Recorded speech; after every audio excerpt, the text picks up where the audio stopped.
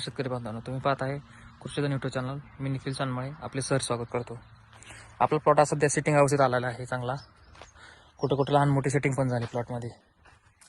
तुम्ही बघू शकता अशा प्रकारे आपल्या प्लॉटमध्ये सेटिंग चालू आहे. कुठं कुठं पाहू शकता तुम्ही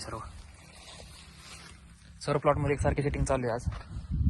पण आता समस्या येते ती आपल्याला एक बघा, एक मोठी समस्या येते ह्या पिरियडमध्ये, ती म्हणजे डंग माशीची. डंग माशी प्लॉटमध्ये घुसून आपल्या भरपूर प्रमाणात नुकसान करते. त्यामुळे त्याला पर्याय म्हणून आपल्याला ह्या औषध काहीच वापरता येत नाही असं होतं. पण तुम्हाला जर प्रादुर्भाव जर जास्त प्रमाणात असेल, आता आपण तुम्ही पाहू शकता आपल्या प्लॉटमध्ये ट्रॅप पण लावले आहेत. तुम्हाला दाखवण्याचा मी प्रयत्न करतो. ट्रॅप पण लावलेले आहेत, पण तरी पण कधी कधी आपल्या प्लॉटमध्ये डंग माशीचा प्रादुर्भाव होतो. आता तो प्रादुर्भाव रोखण्यासाठी आपल्याला मग त्यासाठी एक उपायचा, संध्याकाळी 5 नंतर किंवा सकाळ सकाळ एक स्प्रे घ्यायचा.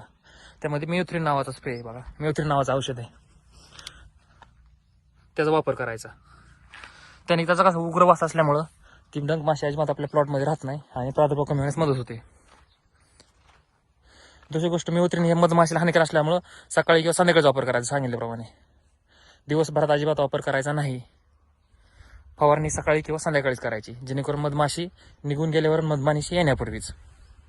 प्रादुर्भाव जास्त असल्यास, कमी असल्यास तर त्याचा अजिबात वापर करू नये, कारण हा केमिकल हे उग्र वासाचे, त्याने मधमाशी आपल्या प्लॉटमध्ये अजिबात येत नाही, हे सर्वांनी लक्षात घ्यावे.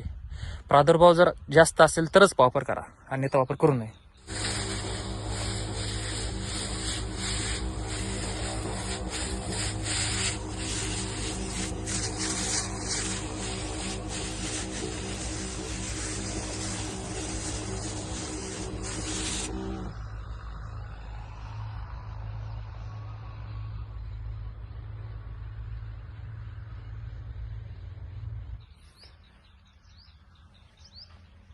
डंग माशी तुम्हाला ओळखण्यासाठी असं फळ खराब झालेलं दिसतं बघा, यामध्ये डंग माशी.